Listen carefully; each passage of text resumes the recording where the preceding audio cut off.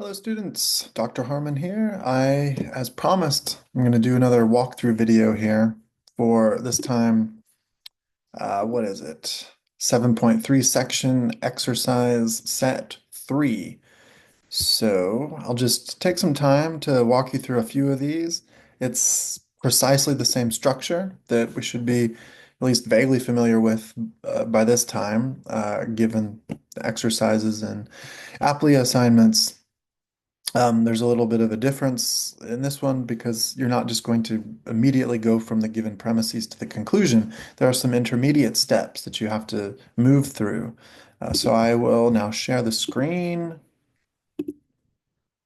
So I'll just walk you through a few of these. As always, we want to have, oops, that's not what I wanted. We want the rules of inference. So we want to have this handy guide with us at all times. So let's just do a few of these together.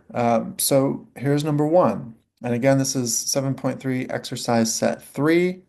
And as always, you'll ask yourself a couple questions to get started. What is the conclusion? So it's P or Q. That's how you would say the conclusion. But that question is really about what sort of statement is the conclusion. And we're asking that because we want to know where to look in the premises in order to find a strategy that will successfully get us to that conclusion. So in this case, it is a disjunction. So there are a couple rules available that allow us to construct disjunctions. And so one of those would be addition. Addition says if you have a particular line, such as in this case P, you are allowed to take that knowing that it's true and to disjoin it with literally anything else you want. In this instance, will that help us? Well, no, because we would need either a P on a line by itself or a Q on a line by itself. Then we could say P or Q because at least one of those atomic statements, simple statements, would be true. So we can't do that. Let's look at the list again. What else allows us to conclude with a disjunction? Well, number 5 looks good for this. Constructive dilemma. So we can see the form of this argument. It's always going to be valid given this form. And it says this, given on one line, so as is the case with many of these rules, it's a two-line proof. That is to say, you need to have two things, that is on two separate lines in order to derive the conclusion. In this case, you need a conjunction, so that's an and statement built up out of two conditional statements. So it's left um, conjunct is a conditional and its right conjunct is a conditional. So far, so good. So this statement reads, if P then Q and if R then S. So that's what you need. You need specifically a conjunction made up of two conditionals.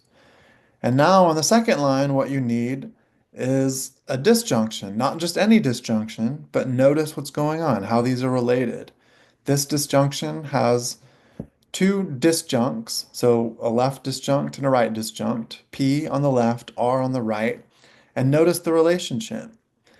P, the left disjunct, is the antecedent of the conditional, which is the left conjunct of that first premise that you need.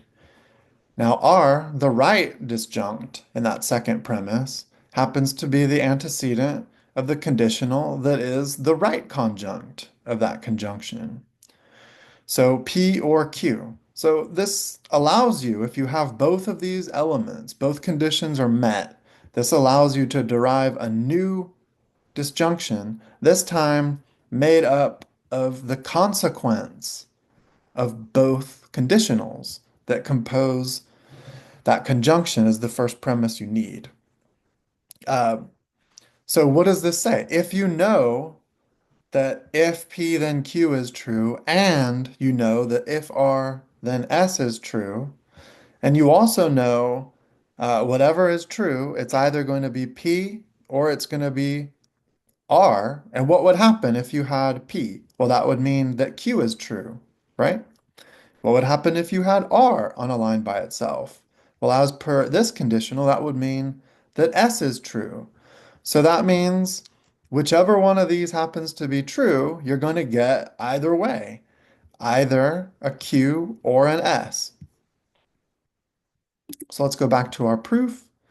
Do we have what we need? Well, you need a conjunction made up of two conditionals. We have that on line one. And then we do not yet have that second element. We don't have the disjunction made up of the two antecedents. But we do have what we need to get there. So what would we need? We would need not M and not N.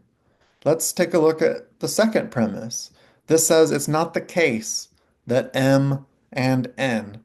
Well, one of those rules of replacement, De Morgan's rule, which is super helpful. That's one of the most important rules for you to internalize and really master. Um, that rule says that if you have a conjunction or a disjunction that itself is negated, so notice the work of the parentheses here, that tilde is not negating the M or the N, it's negating the conjunction of M and N. That is, that through which M and N are conjoined together. That's being negated.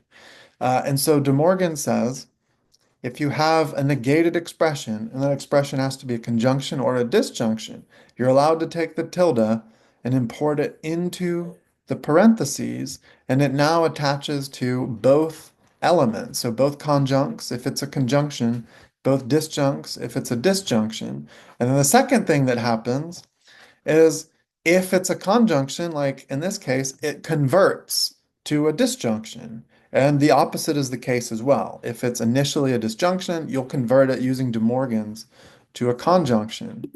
So here's that rule. Number 9, De Morgan's rule. So it says exactly what I just mentioned, and you can also go the opposite direction, right? But in this case, we need to go this direction, starting with a negated conjunction, and we want to conclude with a disjunction, which is itself as a whole not negated, but the disjuncts that make it up are negated.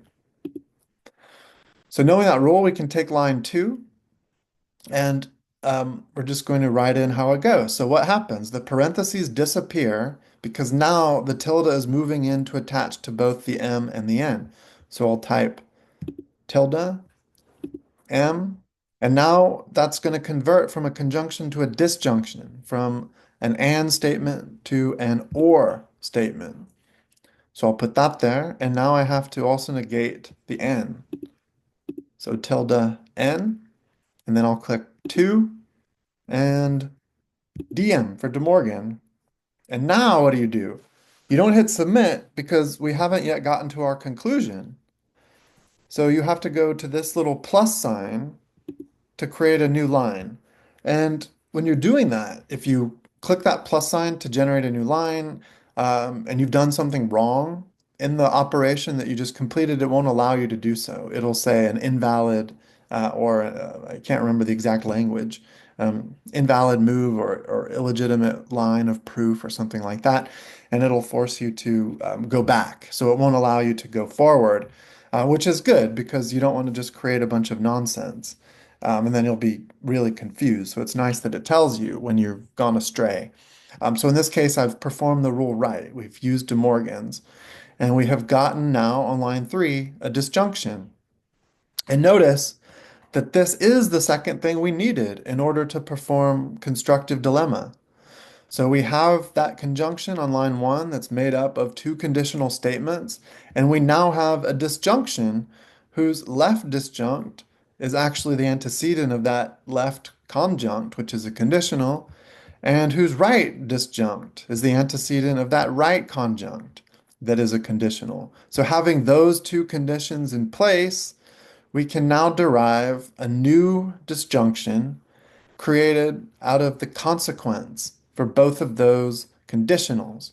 So now all we have to do is take those disjunct, or excuse me, consequence. So we've got P, that is from not if not M, then P, and then wedge for the disjunction, and then Q, right? And this is in fact our conclusion. And so that's the consequence of, or the consequent of that second conditional statement making up that first premise.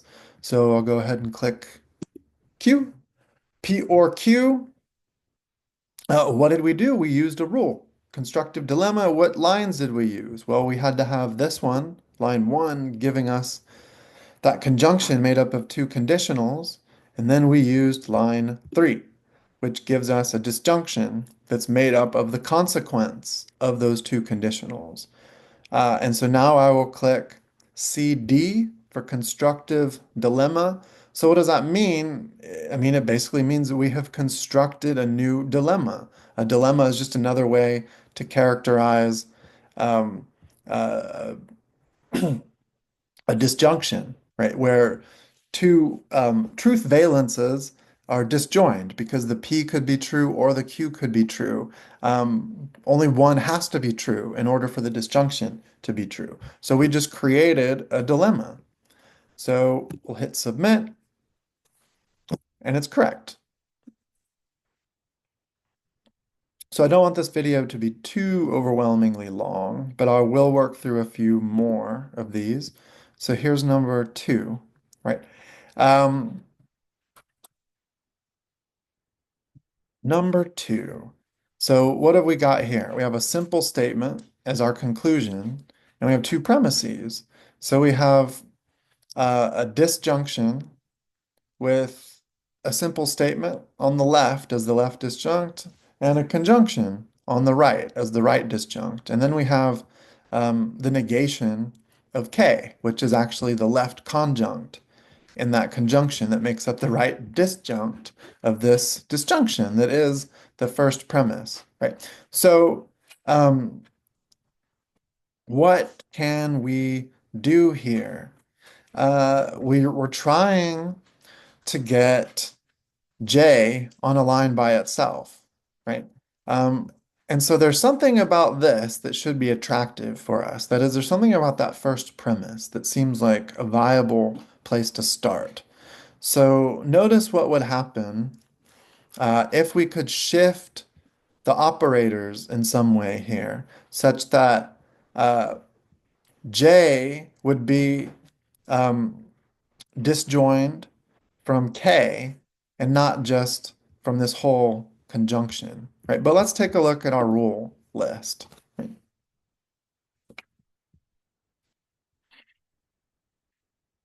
So what can we do here? Um, let's see. It looks like distribution is a good way to go, right? Number 12, distribution. So we have these possibilities, both working with conjunctions and disjunctions. So some arrangement, some pattern of disjunctions and conjunctions. But what does that rule say? Well, we can take a look at the first premise to try to make sense of it, right? So that's distribution, right? So what does that rule say? Well, look at what's going on in this first premise. It says either J or K and L. So it's either J or K and L. So that means it's going to be either J or K, or it's going to be either J or L. Why? Because in this particular expression being a disjunction, we're not certain which of these happens to be true. But we can say that there will be some distribution of possibilities along the lines of what I just mentioned, right? So J is one of the options, and so that's always going to be disjoined with K or L in this case. So going back to that rule, you see how it works. Well, first, so it's disjunction first, and then within parentheses, we have a conjunction, right? So it looks like right there. So this is exactly what we have. So P or uh, Q and R. So what happens here? Well, the P gets distributed to be connected by disjunction to each of those elements that makes up the conjunction within the parentheses. So what you end up doing is converting what is first a disjunction, that's what this whole expression is, into a conjunction whose two conjuncts are actually disjunctions. Right? So it'll look like this. I think we need parentheses, right? That's right, yeah. So you got to have the parentheses because we're going to be conjoining two disjunctions. So left parenthesis, put J, and then or K, and then close parenthesis. And now you need the conjunction sign. So the little dot, a new parenthesis, J, or L, close parenthesis. And now I will just click one. So this is one of those rules of replacement, and it only requires one line. And remember, you can always apply these rules of replacement to elements or parts of an expression and not simply to the entire thing, as the rules of inference require you to do. So I click line one and now dist for distribution, and then I'll create a new line. It's clear that I did that correctly, otherwise it would not have allowed me to go forward with the new line. And so now what's going on? Well, we're a little bit closer to getting to our conclusion. You may not think so, but see what we have now. Now we have a conjunction, and this is super cool because conjunctions are easy. This one is pretty complicated because it's made up of two disjunctions on either side of the dot, but still it's reducible to the same sense as A and B or P and Q. And what does that mean? If A and B or P and Q, if those two expressions are true, well then you know that A is true, or you know that P is true. So if I say today is Friday and we're studying logic, and that happens to be true as it is presently, then it's also true simply that today is Friday. It's also true simply that we're studying logic. So if those can be true conjoined, then they also must be true independently. So knowing that, we can easily, even if we're not sure what's going to happen next, we can apply this rule, simplification, and just break out that left conjunct on a line by itself. So I'll now click J or K, and then I have to click line 3, and I've used simplification, so simp. So I've simply broken that off, which is something you're free to do with any conjunction. So I need to create a new line. That was correct. It allowed me to go forward. So now let's see what we have. We have a disjunction, either J or K. Well, let's look a couple lines up. Not K. So think about that combination. It's either J or K. Not K. So what does it have to be? J. We've reached our conclusion. So now you click J, and what did we use? Well, we're trying to do disjunctive syllogism, right? So that's number 4. Either P or Q, not P, therefore it has to be Q. So in this case, it's either J or K. It's not K, therefore it has to be J. So which lines did we use?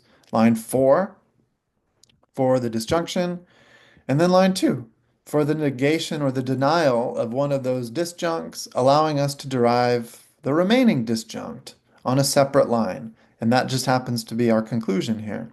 So what rule did we use?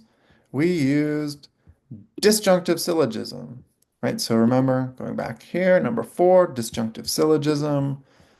So it looks good. We have our conclusion. We used a legitimate rule, which requires two premises. So we identify those premises as 2 and 4. So now we hit submit and it's correct.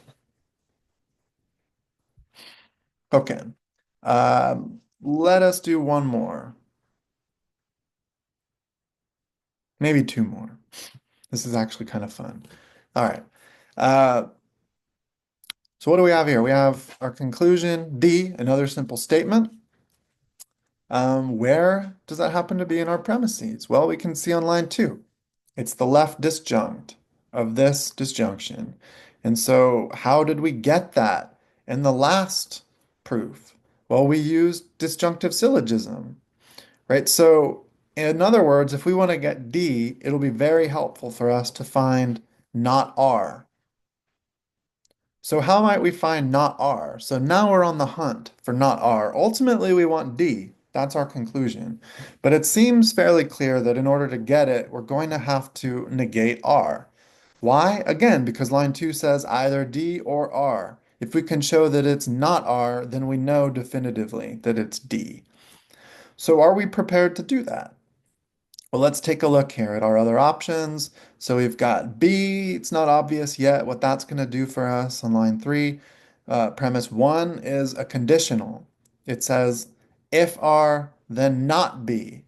Okay, now we should be thinking, all right, B does seem to be pretty helpful here. It does look like it's going to be important for our strategy.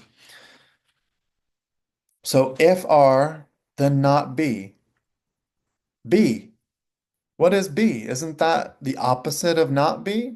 Well, yeah, but not quite yet. Remember, we're being very strict and careful and rigorous here with this process. And so you're not allowed to do that. The rule simply doesn't permit it. Because strictly speaking, the negation of not B, which is what we would need to perform, you guessed it, modus tollens, the negation of not B is not B, simply B, but rather not B, right? So remember the double negation rule. Where is that? Number 13. So if you have expression P, you can replace that with not P, just like we want to do with B, and it goes the opposite direction as well. So we can take B and just translate that to not B because it means the same thing. And we need that not B in order to perform modus tollens on line 1. So I'm going to put not B. This is a one premise line of proof. Happens to be premise 3. And I used DN, double negation, right there. Click the plus sign, I did it correctly.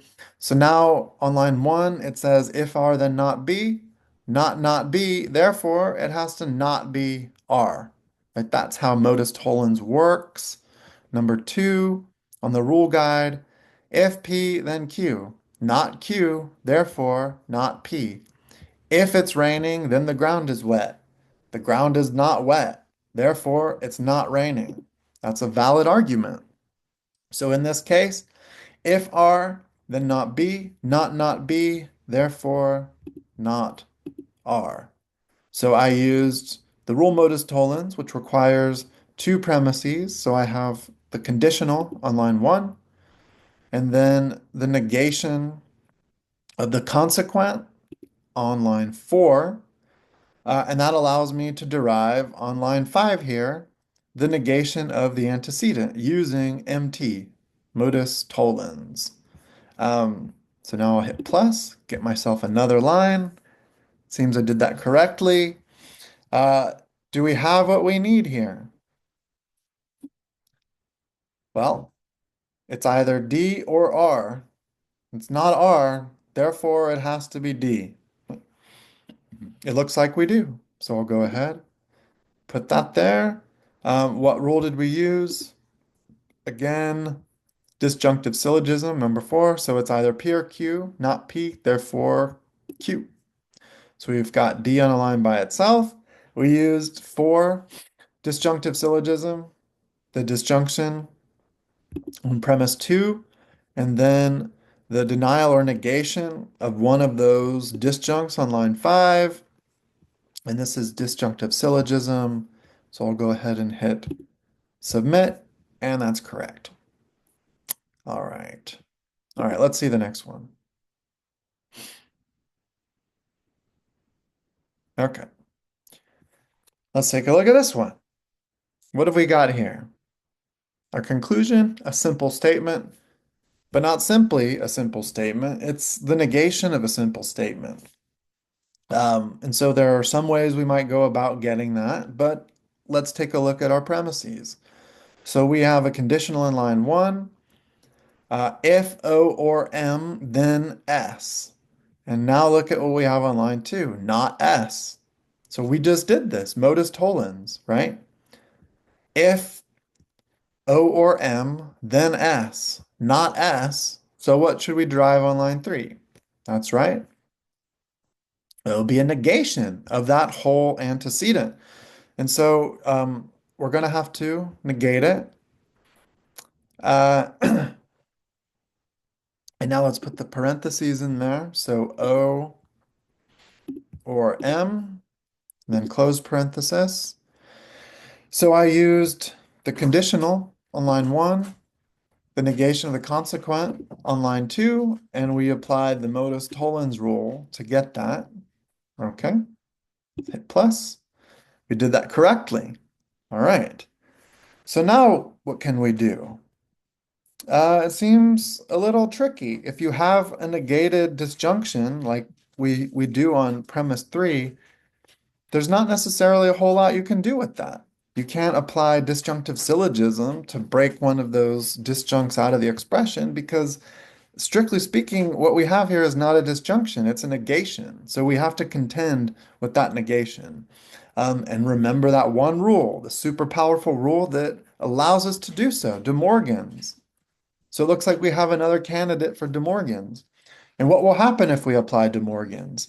Remember, we're going to distribute or push through, I should say. I don't want to confuse you, given that distribution is the name of another rule. We're going to take that tilde, push it through the parentheses, and now attaches to the O and attaches to the M, and then we convert that disjunction, in this case, to a conjunction and drop, of course, those parentheses. So now you'll have a conjunction of not O and not M, and that gets us another step closer to our conclusion. So I'll go ahead and do that. So not O, now it converts, that disjunction converts to the conjunction, and not M. And so that's line 3 and DM for De Morgan's. I did that correctly. And so now you might play around with this. I'm not sure if you would be allowed to just get to your conclusion right now by applying simplification. Um, because I was a little unclear about that in connection to the disjunctive syllogism rule, and it looked like you were able to eliminate the S, or excuse me, the second, the right disjunct, instead of just the left. And so I am going to play it safe though, and just go ahead and use commutativity because here's another thing about rule proofs. You can, if possible, I mean, the only constraint is what you're doing has to be in accordance with these legitimate rules and how they function. But you can introduce many different lines into your proof that are actually unnecessary, that you don't need at all to get to your conclusion. And that's fine. It's not going to render your proof wrong. It's not going to make the argument invalid. It's just a little less elegant. And so if you do something that you didn't need to do, it's not actually going to stand in your way. It's not going to make it impossible or difficult at all to get to the conclusion. Um, so in this case, we'll play it safe and we'll use commutativity. Why? Because it might be the case that to use simplification allows you only to derive on a separate line of proof the left conjunct of the conjunctive expression. So on line 4, we have not O and not M. So we just want to make it so that not M is before the not O. So I'm going to just switch them around. That's what commutativity allows us to do. So or excuse me, proof number or rule number 10 here. So on line 5, all I have to do is put not M, because we're switching those around, and not O. So I'll mark line 4. We only use one line of proof to apply this rule, and then for commutativity, give myself another line. And now we can use simplification to derive our conclusion, not M, by breaking up the conjunction in line 5. So if it's true that not M and not O, it's also true simply not M, which is exactly what we need. So I click line 5 and then simp for the rule, hit submit. All right. Um, just one more. We can do just one more because this is kind of fun, right? Um, this rule, or excuse me, this proof, so we've got L or Q, right? That's our conclusion. Well, we can see some semblance of that expression. Why? Because we have L as the left disjunct um, of this embedded disjunction, and then we also have Q as the left disjunct of the broader disjunct, of which that right one as an expression is a part.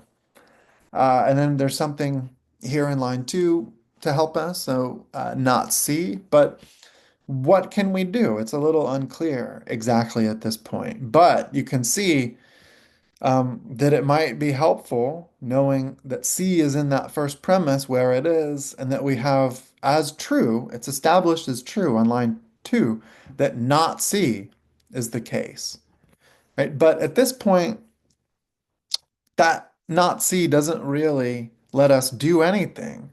But imagine if, and we thought about this in one of the earlier proofs today, we could take that set of parentheses and shift them over to the left.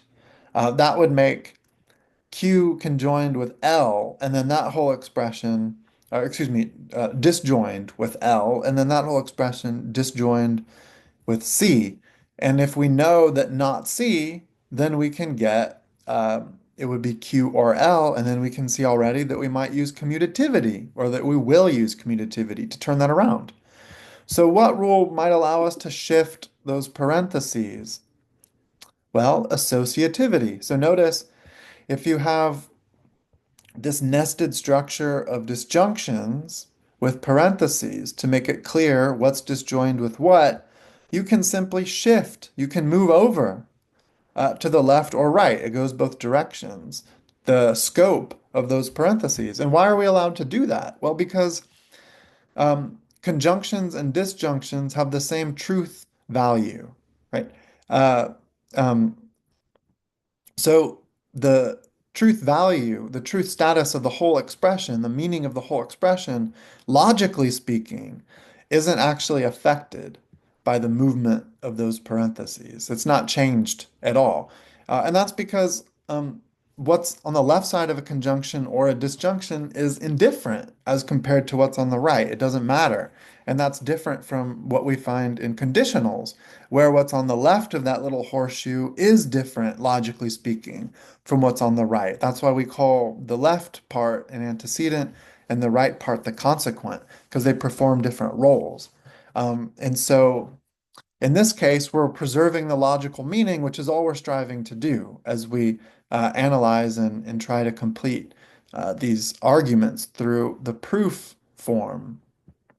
So then we can just, using associativity, we can simply shift those parentheses over. We'll shift them over to the left. So I'll put left open parenthesis there, then Q, then or, and then L, close parenthesis. So another wedge, and now C. So associativity, being rule of replacement, requires only one line, in this case line one. So I'll put associativity, where is it? Here, assoc. Create a new line, did that correctly, right? So now what do we have here? On line three, either Q or L or C. It's not C, therefore it's got to be Q or L. And we know that is disjunctive syllogism, right? So I'll go ahead and put Q or L, and we used line three, the disjunction, line two, the negation or denial of one of those disjuncts, and disjunctive syllogism. But we're not quite there. We don't yet have exactly our conclusion, which is what we need. We have on line four, Q or L. Our conclusion is L or Q. So we just have to do commutativity again. So we'll switch those around. L or Q, Line 4, commutativity, and submit. There you go. So we'll wrap it up. I'm not going to go through this one, but just to remind you, as I mentioned in the last video, um, I'll just click submit to show this. So if you get something wrong, or if you're just really fed up and you've racked your brain and can't figure out how to go forward with one of these proofs, hit submit, hover your cursor over that little red X, and it will tell you the answer. And it's not necessarily identical to the answer you come up with, because remember, there are some creative allowances for these proofs, given that you might make additional steps which aren't needed, or you might find your way to a conclusion or some intermediate argument step in a way that's very different from, or at least a little bit different from how um, MindTap has it figured out here, right? So not every proof is going to look exactly the same. Uh, all right. So I'm going to stop sharing there. But good luck as you continue to work on this stuff. So this exercise set is due on Sunday, this coming Sunday. Feel free to reach out if you have any questions. I'm happy to try to set up a Zoom meeting if you'd like to go over some proofs together. But take care. I'll talk to you soon.